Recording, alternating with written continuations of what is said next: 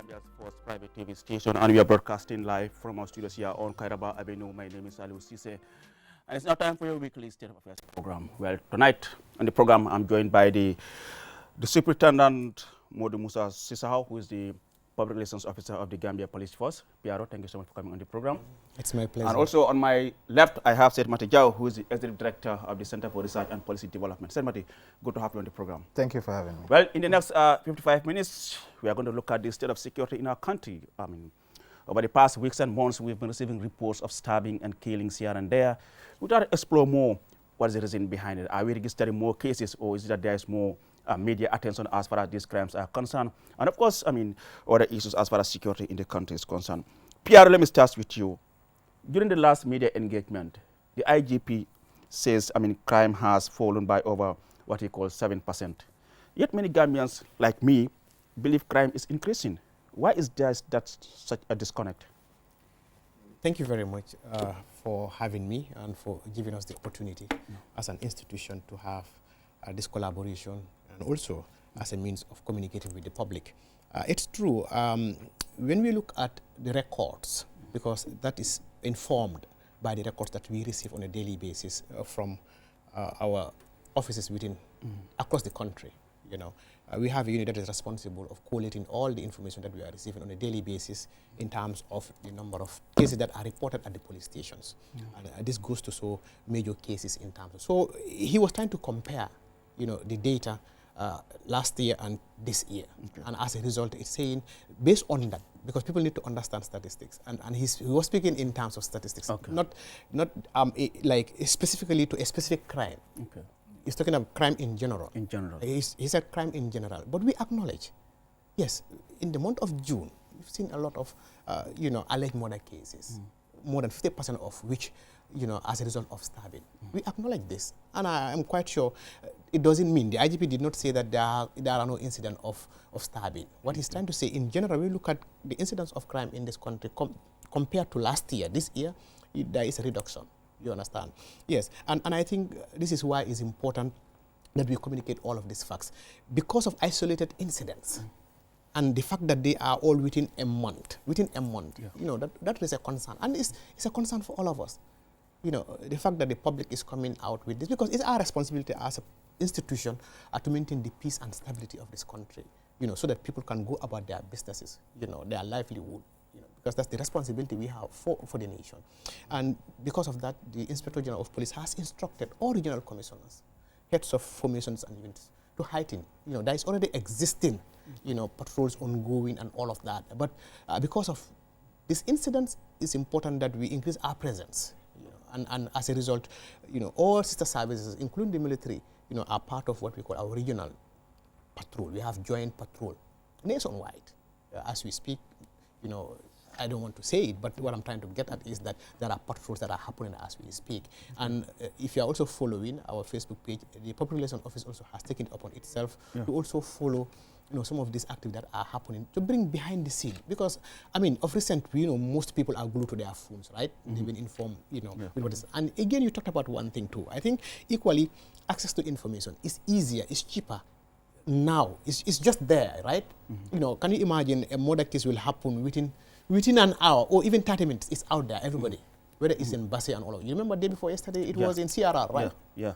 In Nyamina. Yes, in CRR. And before you know it, within the hour, around Galemanda, we are all aware of it. This is why we don't also waste time. When we get information, we share to authenticate, because what we are trying to also avoid is misinformation.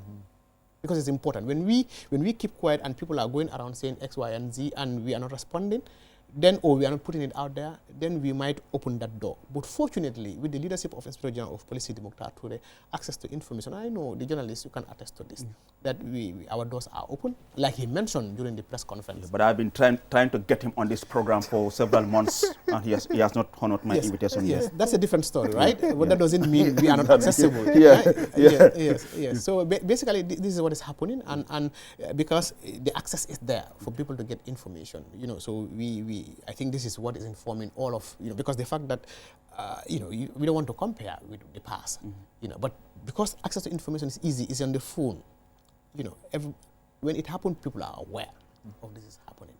So this is what is informing. Maybe people are thinking all of these isolated events, any cumulatively, yes, you might feel, but looking at them as individual incident in terms of alleged murder, yes, it has increased. It has You increased. understand? Yes. But in general, Yeah, that's what the IGP anyway, viewers will make their judgment. I mean, Said Mari, let me bring you now your perspective from the reports we are receiving, from the reports we're hearing on the media as far as, I mean, murder and other crimes are concerned in this country.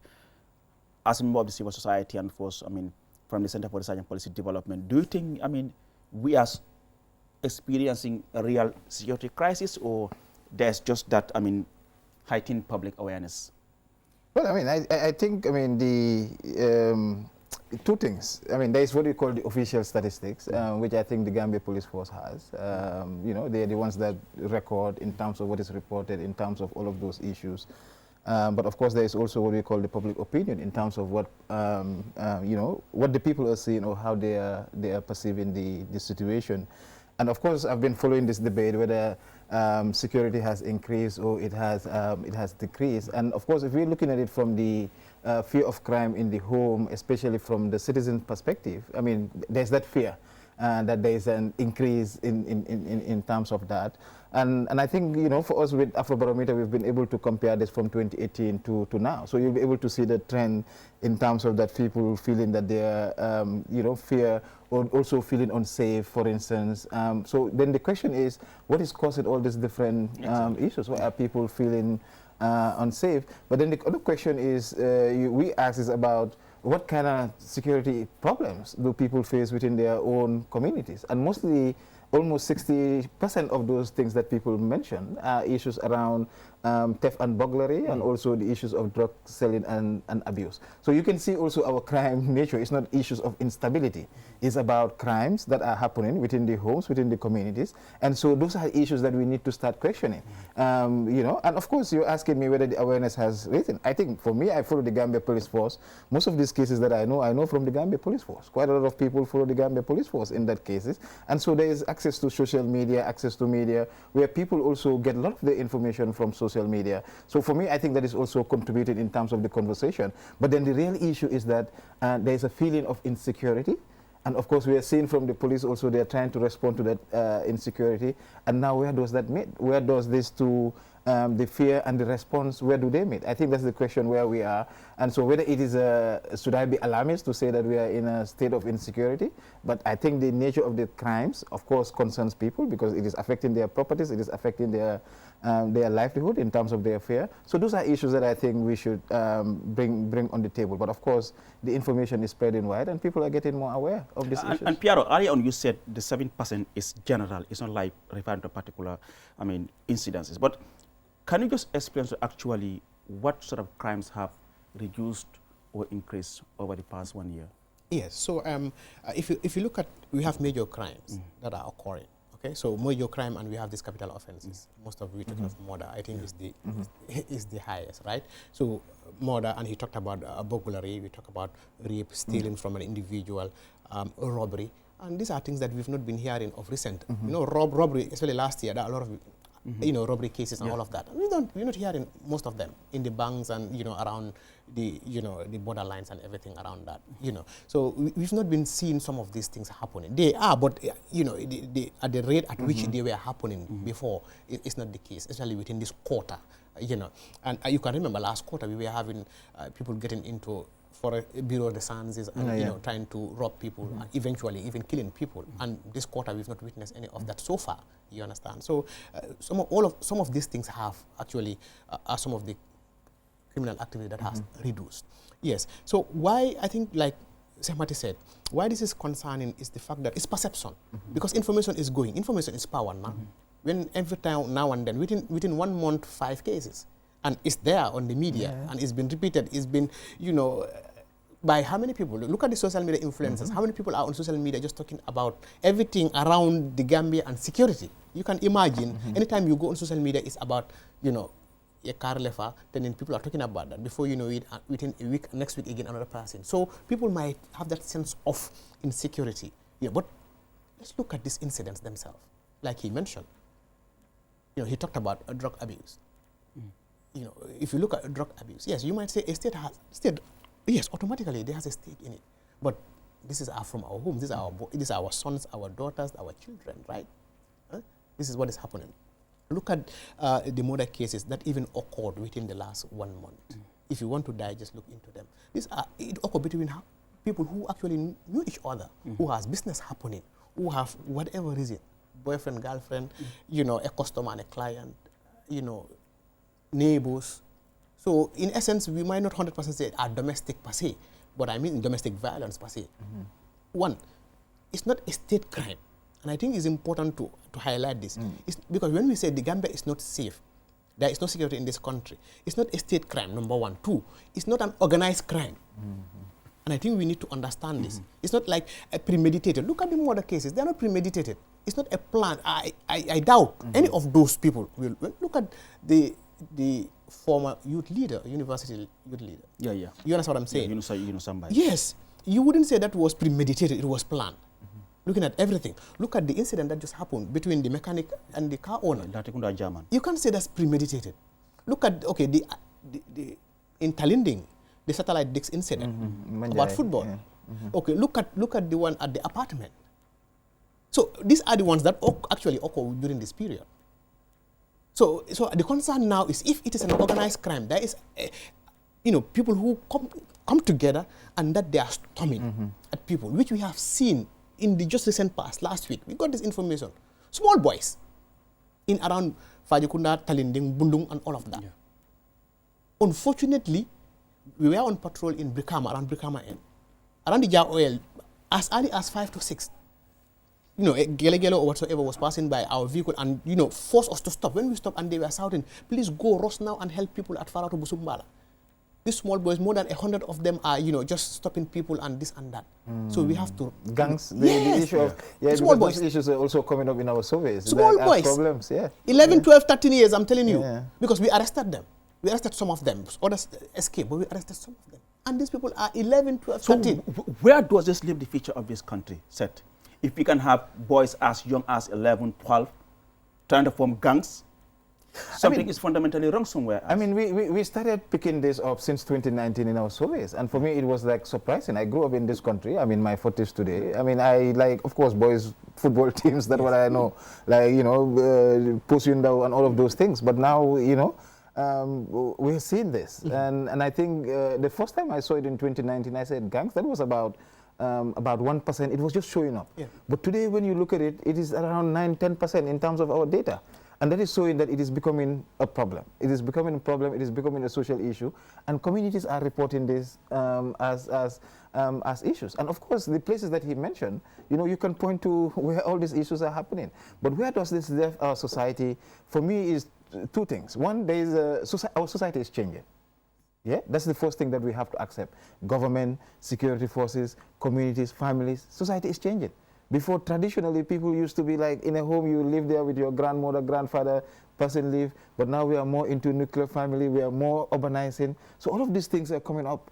And when this comes, the demand also becomes huge. Then you start looking for issues of job, services. All of those issues become problematic. So we need to recognize the fact that this society is changing. Things are happening. Now we're talking about access to information, social media. People want to live good life. So these are all issues. But so to address that, it has to be from the family level, the societal level, and the state level.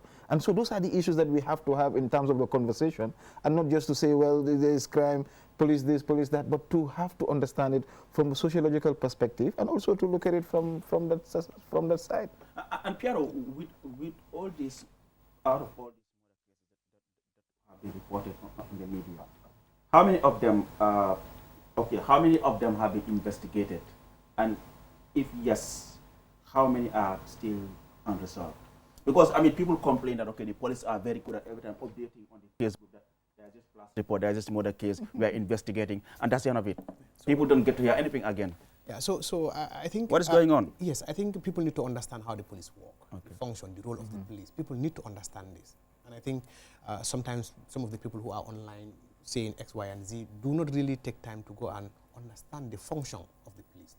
Our function is to protect. Where we cannot protect crime from happening, when they do occur, we respond. When we respond, if we cannot apprehend, we investigate.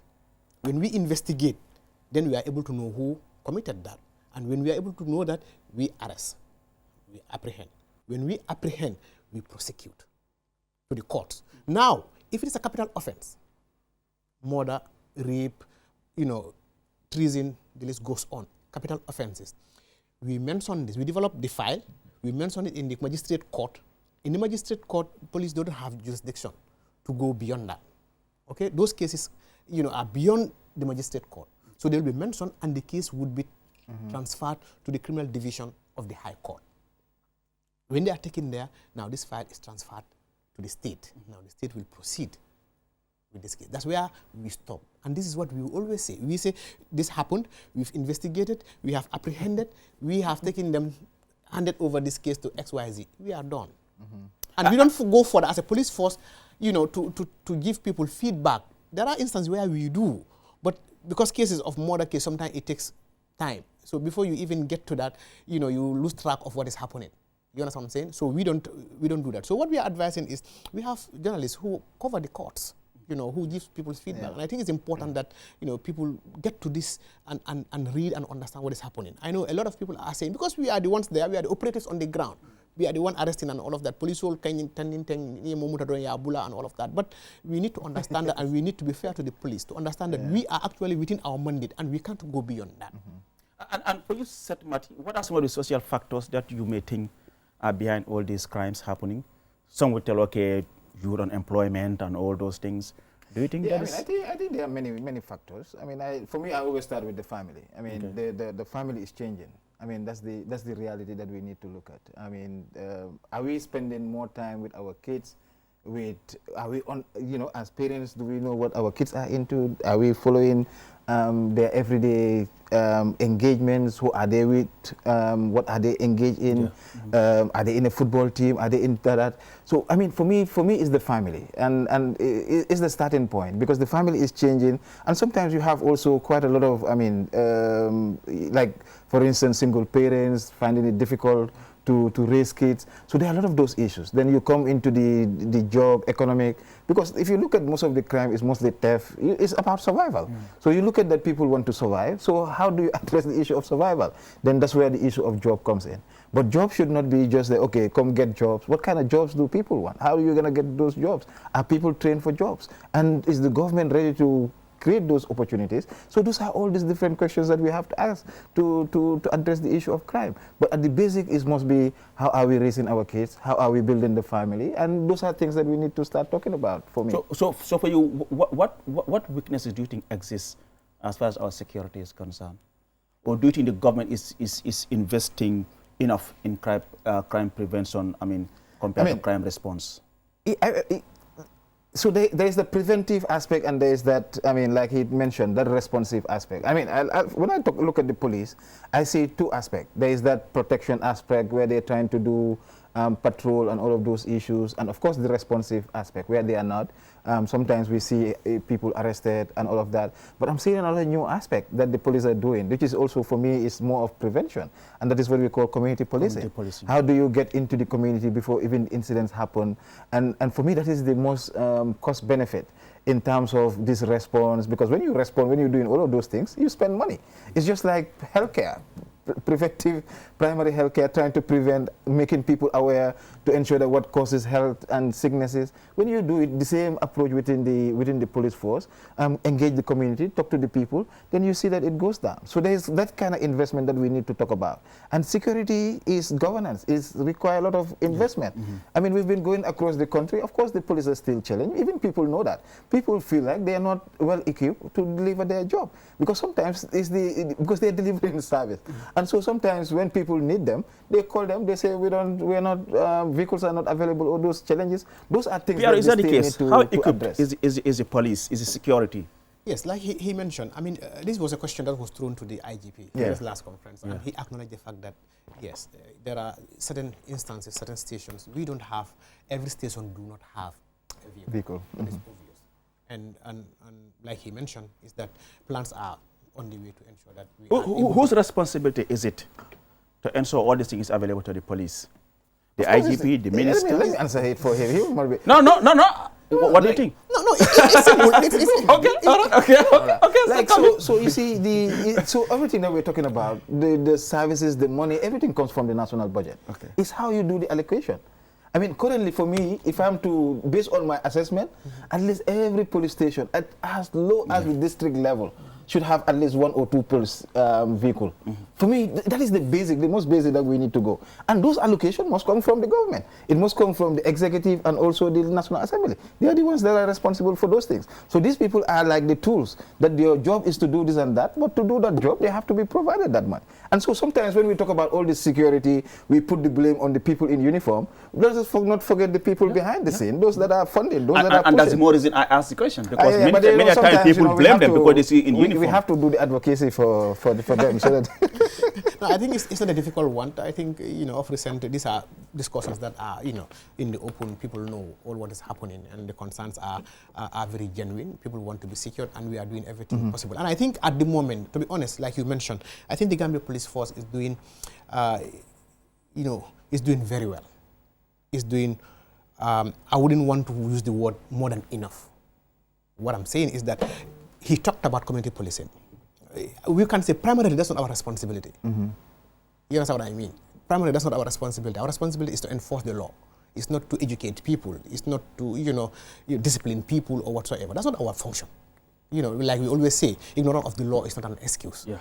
But we feel it is also important since we are working within communities so that we can have that access to the community, because we need information to be able to do our work properly. So this is why we have our community policing unit. But not only that, the IGP mentioned that nationwide, we just from a nationwide tour where we have the community policing unit itself, we also have the gender and child protection unit itself, we also have our legal unit, we also have a human right and professional standard and the police intervention unit. Why this is important is for people to understand. I think them na for people to understand what's the function of the police.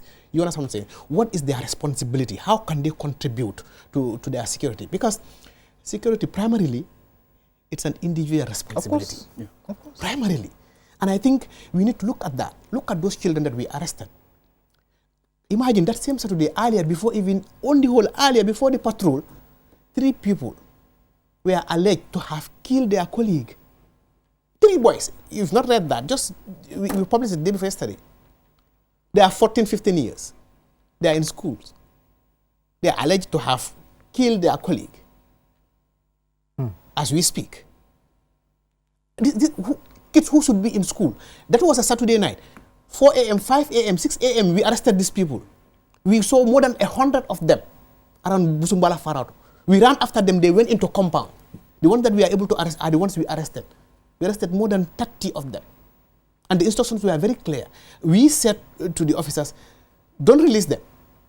Like for idling and disorderly. Sometimes for idling disorderly, we just park them. At the end of the day, we keep them there, contain them until in the morning. Then maybe they spend the whole day, we release them. No, but these ones, let their parents come. Let us talk to them. Let us understand, why is this happening? You see people with knives. Those boys with knives. You see with a broken glass. What are you doing with a broken glass that night? These are the realities. And these realities, the police alone cannot. So Mati, if like he said, security is an individual responsibility. Primarily. Yes. So where does this leave someone, you living in your house, Mati, you haven't gone out, peacefully staying in your house, I come to your house with a knife, with the intention to either take what belongs to you or take your life. Yeah, I mean, that is a crime, and I think it's quite serious. Because right now, when they are coming to your house, they are not only coming to steal, they are prepared. Either take what belongs to you or take your life. So in that event, if you happen to take the person's life, the police come after you. And you might spend your whole life in mile 2. Exactly. Yeah. When this person has come to take your life. Yeah, so what we are trying to say is this. So I think the law is, I don't know. No, the law has no, I don't think there is an issue with the law. It's the society. No, there's no issue with the law. We can push it anywhere we want to go, Aleo. He's talking about 15-year-olds, 16, like kids. That's what it's the society. That's what I'm So society is not about the law. It's about how are we raising our kids? Are we paying attention to our families? For me, that is what the society is. Society is changing. But some of these some of the perpetrators are grown men. Oh yes, of course, those are things that are there. That's also the criminals and all of those things. Certainly. And that's what people are saying, that they are feeling unsafe in terms of their home, even sleeping at night, because of this fear, because what they're hearing in terms of the stories. It's not that every story that you hear might happen to you, but when you hear that, But you you can say, never tell if it can happen to someone, someone close to you. For example, what happened to my colleague Ansumani Esonyasi. Yes. Anytime I'm going, I'm always turning back to see whether no one is following me. And I'm here doing this program. If I leave, if I'm going home, I'm worried. No, I don't think that is the case. We need to understand. I don't think that's the case. For example, okay, in the case of Esonyasi, as far as we know, people came into the compound, right? He heard of a noise and he came out. He came out to verify what is happening. He thought it's a colleague. Before he knew it, on the whole, these are, you know, and they attacked him. This is what happened. How far is that investigation, by the way? At the top of my head, I can't answer that question right now. Okay. I can't answer that. I think at a point in time, he was very helpful, giving us information anywhere that, you know, we have similar incidents or reported cases or information around that. But what I'm trying to say is I think people don't have to be overreactive too. You understand? What is important is people need to understand their environment. People need to understand who they are dealing with. People need to understand time. People need to understand criminal activities. You have to recognize all of this because this is personal safety first. You understand what I'm saying? Because, for example, you are closing from here. When are you closing from here? 10 o'clock, for example. 10 o'clock. Where are you going? How far are you going? What are the streets there? What is the condition there? Then, therefore, if that is the case, is it upon you or your institution to provide security for you from your workplace to your household? If you are in business, They're watching. yes. I like that. I like that. It's giving us good tips, Yes, right? Exactly. yes. So if you are in business, yes, it's good. Yeah. But you need to understand your environment. You understand that one person was at this time of the night going on a business and he or she was robbed. Do you need to wake up that early as 4 a.m., 5 a.m. alone? If it is a group with colleagues and whatsoever, or a vehicle will come and pick you up and go, we need to calculate all of this and put it into consideration. You know, and this is important. And to our sisters, the iPhones. Yeah. You know, you say, you know, when you are speaking, they take the phone from you. How about if they don't see a phone with you? If you are going at a certain, for example, I went to visit Sehmati for one reason or the other, you know, what can be ne? I have a bag. Why can't I leave that bag with Sehmati? If there is anything law hamne is valuable. Yeah. I try to go without the bag because that's an attraction now. People don't know what is in there. This is what happened even to our vehicles. This is why people are resorting to what tinted. Because people are saying, okay, let me tint my vehicle. If not, anybody who sees my bag is going to break the... Yes, they are going to break break into the car and take the bag there. Maybe it's only papers or whatsoever. People now resorting to tinting their vehicle. But again, you cannot just go around tinting your vehicle. You have to also follow procedures. Yeah, and with the cost. Yes. $15,000. You understand? but you know, Piero mentioned something that is very important, and I don't think we think about it a lot. And you know, I always have this conversation when I engage with the security sector, especially the fire service, on the issue of safety. You know, safety generally. Yep. But he's talking about safety, and safety is you can only give yourself safety. You know, where to put your hand and where not to put your hand. And here, when we're talking about security, we also need to start including security and safety, so that at the end of the day, it's not just about the need for the uniformed people, but also what role can we play in terms of ensuring that us as the first responders or the first beneficiaries of our own individual safety. So those are issues that we also need to bring on the table. But Semari, do you think also, I mean, delays in prosecution is somehow encouraging impunity? Of course, that's why it was very important that he differentiate the extent to which they can go. Because for me, what I bring to the table is always the complaints that I get from the citizen. And usually they talk about the fact that courts are too expensive, and it also takes their time. And because sometimes they were complaining during our studies that sometimes with the police, they arrest people, and before you know it, before you leave, you'll meet them in their house and all of those different stuff. But the other process is the judicial process. And that judicial process requires that the person, that if you have a case, you follow the case, you attend, you do the process. But a lot of people find it very, that it is cumbersome, but it's also very expensive, and it also takes time. And sometimes they complain that it takes like sometimes 2 years, 3 years, and going and following becomes difficult. So the question is, how do we ensure that access to justice become accessible and easy and for everyday people, so that people can follow up their cases, they can see the trajectory, they can differentiate between what role the police has and what role the court has. But overall, when you talk about justice delivery or security reform or all of that, the court system are also part of that, because it's from the crime to the conclusion, and those are things that we also have to pay attention to. So Piero, what's your response to people who say they only see security officers when a crime has occurred? Yes, I mean, I think it's important for people to understand. For example, right now, okay, we are on patrols, right? You've seen, everybody is seen on social media, we are posting, we are on patrol and all that. They are like, even where were they before all of this thing? We were there. We actually were there. But the fact that, it's all around, so we are also beefing up. And also showing to the people this is happening on a daily basis. Yeah. Whether you are aware of it or not, nationwide this is happening. We have come on, you go around, you meet with police officers. You see police officers in the market, in the streets, going around. And that is a form of deterrent. Police visibility is a form of deterrent. And that's one of our responsibility, to deter, to prevent. But that doesn't mean that there will be no crime. It's not possible. Zero crime. It's just not possible. Yeah, sometimes crimes are committed. The police station is here. People commit crime. Exactly. Yes, because they those are the, people crime is. A police officer can even be standing. People start fighting. Yeah. But what I'm saying to is discipline. I mean, I think we have to get back to that. Is the discipline in people and society. You know that the police is not here to discipline anybody. And I have said that earlier. You know what I'm saying? So it's important for us to recognize, us. What are some of the vulnerabilities around your environment? What can you fix? Look at what is, like we mentioned earlier, these domestic-related issues that are happening. And you want to blame the police for that? You want to blame the state for that? People who stab each other. Because they stab each other, they quarrel, they stab each other, there is no security in this country. The police are not doing their work. You are in your house, you are in your compound, you people have your whatsoever happening. You have your disagreement. And it's important that people need to observe who they are dealing with. There are certain people you have to understand. When you are in business with them, and certain you have to know how to approach them. When they are making it very hard, just make it soft. It doesn't mean. Don't take the law into your own hands. And people are so used to in this country. Comme caaxaan la rek ana doo def lii su ma la téye da nga ma bëgg a yeb nii ak nii naa la rey xanaa yow yaay kan ok naa la woon man maay kan just you go and pick up something and you come to warn that person my can. It's never intentional, it's spontaneous. And this is the reality on the ground. The security in this country, the amount of resources that is put in ensuring that people are safe, it's a lot. Yes, you quoted an example where you are in your house, somebody. We have criminals. We actually have criminals. Those are criminals, right? But people who just spontaneous out of, altercations and all that, they never planned, they never intended to kill. Just look what happened at the university. Just look at what happened.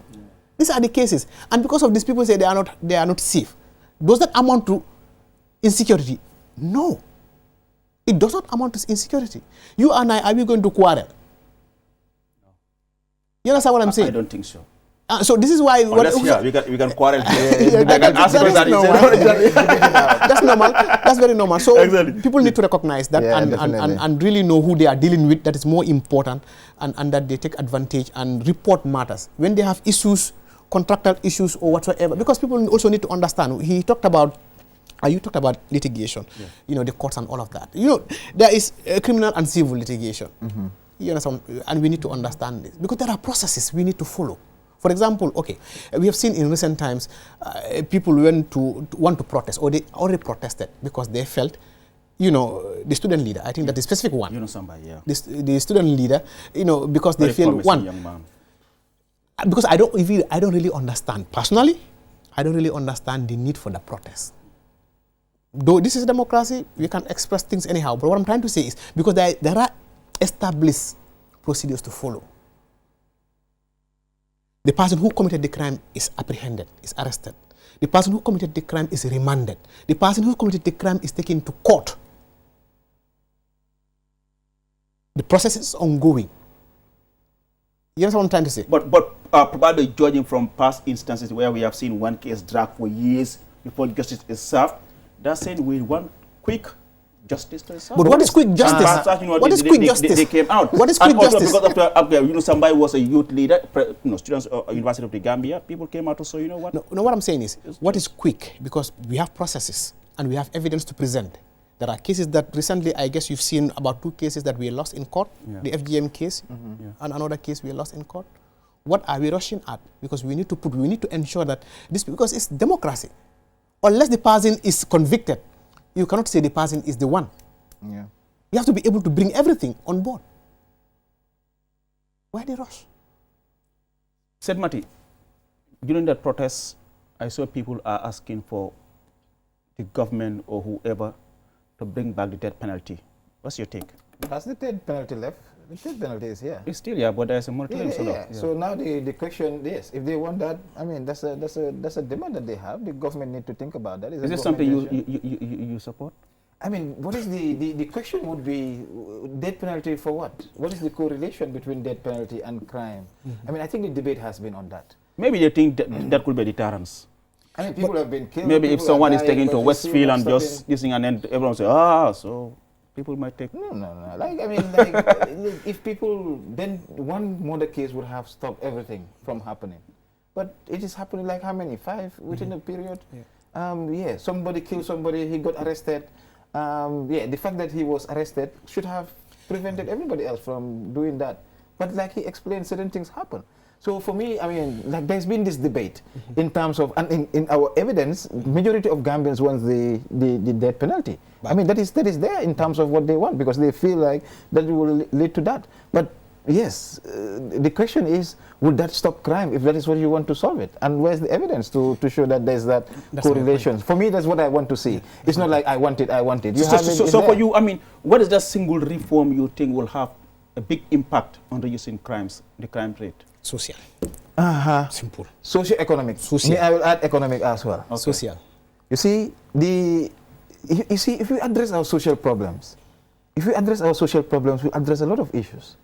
Because of course, Gambia, you know, I mean, it's a small country. People know each other. Everybody is interrelated in one way or the other. But it also makes sure our processes at the institutional level very difficult, because sometimes we even personalize it.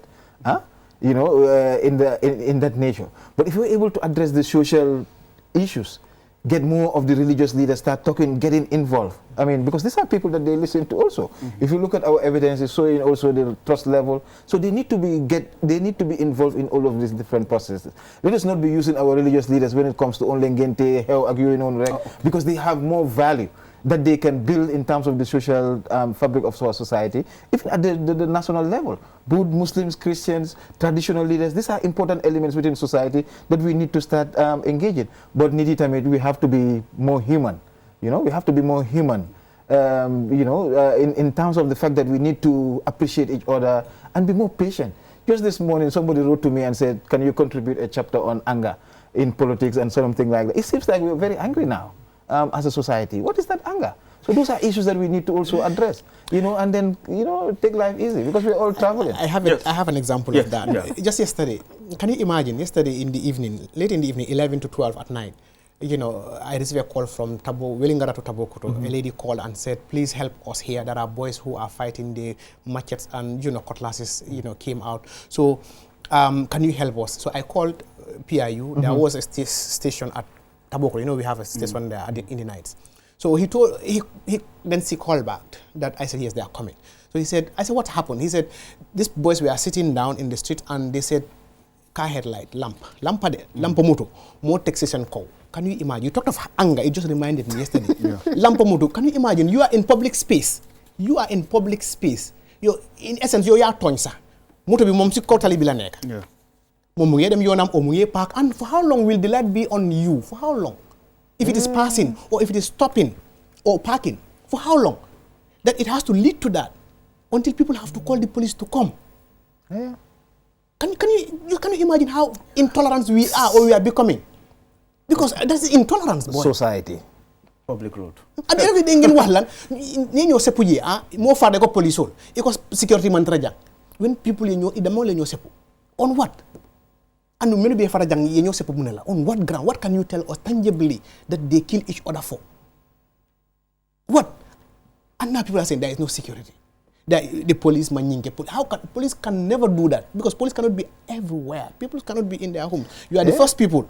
You are the first people who will question why are the police in our private compounds? Why are the police in QTV fee? So police police then your latest legal fee. Yensen Bopa I start the cars. You know when I was in junior school, one of my colleagues reminded we had this debate, and he was telling me like just to support his point. Our debate was we are the police. He said that we are all the police. I said we are not the police because the police is the ones in uniform and all that. But I grew older. Then I realized that. I mean, but also people realize that. And I think all of these things that we are talking about, people still go to the police when they need the police. And police is the first point of contact that people go to. And so in that way, it means that even the anger issues that we are talking about and all of those issues, you know that the police exist, you know that you can go to them. And they say that the police are sometimes responsive, very responsive, even though it balances sometimes. But there are those opportunities. There are ways where people can go to settle their issues. People say they can go to their families, they can go to their traditional leaders. So if you have an issue with somebody, you think about the next steps, not just to act out of your own, I don't know, mood. So those are issues that we also need to get in. But a good point that also people talk about, especially young people, they feel like they want to see the police sit with them in their views, engage with them with the community policing. Because they don't just want to see the police when it comes to arresting or in incident situation, but they want to be having football matches even, so that's the way that you have to build relationship, but also that people trust each other in that way. So Piero, is this an opportunity? Do you have a hotline where people can call instead of any emergency? You can just call quickly and then know. Yes, at the moment it's not functioning. What happened? And I think this has been ongoing. This question has been coming and going. Even at the press conference, when it came, I was telling the IGP. He was telling me, I think we'll have good news any moment from now. But you need to have that. Because yes, we need to. It's a need. Yeah. It's a must to have. In most countries, you have that. No, it's even a must. in the hotels, It's a must. there are emergency numbers, police. It's a must to have. Right now, 9968885, and we've also displayed on our social media, on Facebook, yes, numbers that can be called at the regional level. 117 was functional. It's Gamcell give that line to us. It's functioning until at a time that is no more, and we are working towards restoring that. Efforts are on the way to ensure that, because sometimes people cannot call 99688. If you don't have credit, how can you call? But the free toll, the free toll is there, and also the free toll should be in a system in such a way that if you're in Serekunda, when you call, you don't get Banjul, you get Serekunda station. When you are in Bakau, you get Bakau station. So all of these things, we are aware of this. We are working towards this because it's a concern for me. Wherever I go, I'm being asked and I'm being on their neck, to ensure that this is, and just at the press conference, the IGP gave positive remarks with respect to this. But I just wanted to add to what you have just said about the youth. Last Sunday, we are on patrol at the TSU, the Tourism Development Area. You have clubs there and all of that. We know how that place is. So when we did our patrol, it got to a level, we went to the around 50-50, the clubs. So I was more or less the most senior on the ground. Though I'm with my communication team, but there are the operatives. But I was the most senior. So when we went into the clubs, when they saw us, they were dancing. And we went inside. I told them, let's go inside. In uniform? In uniform. Okay. We went into the club. We were on patrol. We went into the club. Others are drinking, smoking, and everything. So we got, before they saw us, the other groups, they have cannabis just in their hands, right? Cannabis. So the other officer just wanted to come grab the hand. I'm like, no, stop. I just greeted them. They looked at me. I passed. I asked for the manager. They said, this is the manager. I went to the manager. I'm like, how are you? How is this place? Hope you people are searching people when they are coming in with knives and all of that. Recently, the stabbing incident that are happening and all of that. For me, this is most important than that cannabis at that time. Because how many of that kind of, if I arrest that person, how many others are there at that time, at that material time? I'm not saying cannabis, we should allow them to smoke. But what I'm trying to say is... but for your safety and all of those issues also, you need for to... people around that, so that they can be engaged. Whosoever is coming in, they can search them because it's there for them to enjoy, not to kill each other and all of that. But also we understand not just the knives, the bottles also they break. The bottles they break and they stab.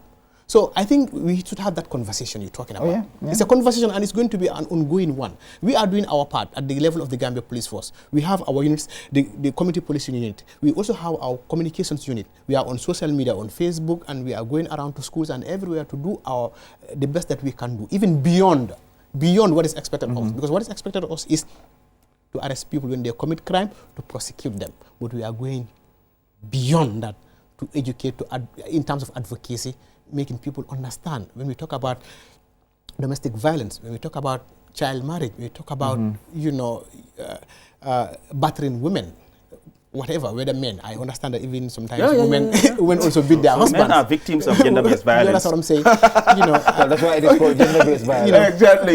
You know, yeah. So, I mean, in terms of accountability, PRO, I mean, how do the police handle, I mean, allegations of misconduct by your own officers? Against our officers? Yeah. Yes, I think we talked about the Human Rights and Professional Standard Unit. It used to be complaint and discipline. Okay. Complaint and discipline, right? Because then it was within ourselves, right? For example, you know, a senior officer may take advantage of the rank, you know, and oppress a junior officer. You have the opportunity to go to complaint and discipline, to complain against your superior, right? So, vice versa.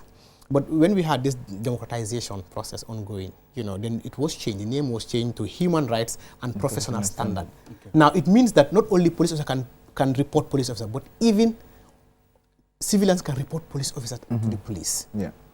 You understand? And we have many of these cases. I can give you examples. A typical example would be in Basse.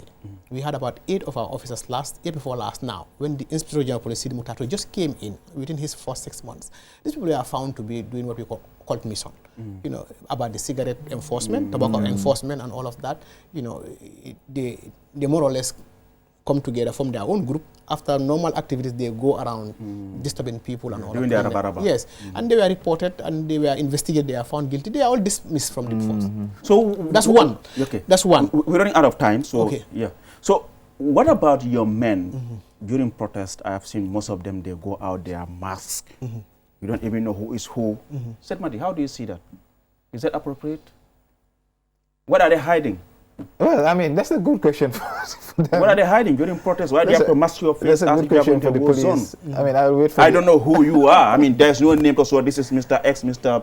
Jao. Yeah, whole responsibility. But they know. But I mean, well, what is the deal? What are they afraid of? Police tell us.